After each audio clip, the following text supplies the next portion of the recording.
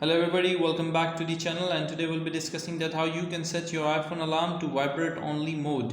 So you don't want any ringtone to pop up, you want an vibrator mode so that you can only put it on a vibrate mode. So first thing you want to do is you just need to keep holding your phone button here on iPhone 16 Pro Max and put your phone into silent mode. Okay, the second thing you need to do is just go to your clock app, open your alarm app, and you need to open your sound app and turn it up, and from here you can actually put it to none, which means that you don't need any ringtone to pop up. And from haptics you need to go here and you can select different kind of haptics which you want while the alarm should popping up.